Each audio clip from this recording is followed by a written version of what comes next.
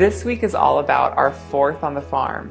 We're having a great gathering and I can't wait to share all the ideas I'm using to throw a great little get together. Hopefully you can be inspired to throw your own. Happy 4th of July. Hamburgers are not enough for a party alone.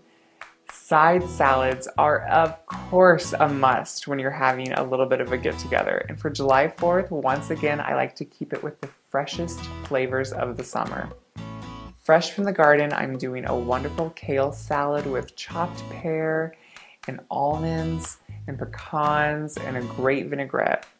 And then I'm also going to do a little bit of a new spin on a caprese salad and make a great pasta caprese salad. You can't go wrong with either one of these. For the kale, I'm using fresh from the garden what I have on hand. If you didn't grow your own kale, don't worry. Choose whatever kale you like from your farmer's market or your local store. For the vinaigrette, I keep it so simple. Olive oil, lemon juice, salt and pepper, of course, minced garlic. You can either grate your garlic or peel it and put it through a mincer or masher. I just like to make sure it's really fine so you really get the garlic flavor.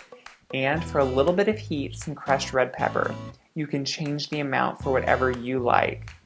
Mix that up. You can do this, of course, a few days before. I just like to do it in little jelly jars. Keep it on the counter and it's ready to go. When you're ready to put your kale salad together, wash and dry, of course, all of your kale leaves if they're fresh from the garden or from the store. The drier any type of green is when you're using it in a salad, the better a vinaigrette will adhere. I like to coarsely chop my kale just so it's in smaller pieces. Kale can sometimes be in really big pieces or have a lot of ribs on it, depending on what type of kale it is. Take the big stems off and ribs off and just chop it coarsely and put it in a bowl. Top it with some great diced pears, the juiciest and most wonderful pears. And then top it with your wonderful vinaigrette. And then put on your nuts. I use in this one a little bit of pecans and some almonds. Walnuts would be great too. You could lightly toast them. And just for a finishing garnish, add some fresh Parmesan cheese. Sometimes I grate it on top and sometimes I cut it in wedges or in curls. Do whatever you like, but the flavor is so important. For the pasta caprese salad, start by cooking your pasta.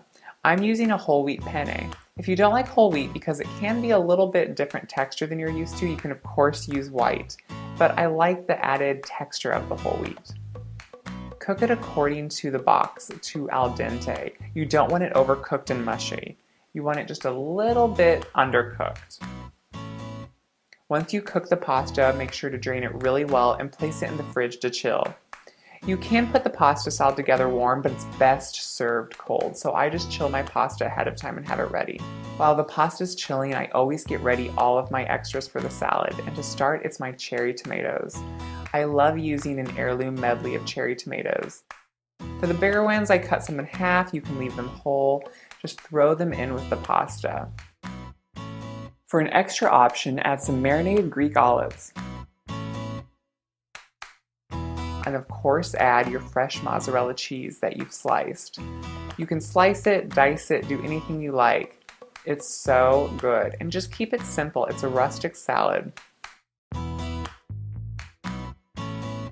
For the vinaigrette, I keep it once again so simple. Olive oil, white balsamic vinegar, just so the color doesn't get diluted throughout the pasta salad. Garlic cloves, once again that are minced. Some Dijon mustard, which I think spices up any great vinaigrette.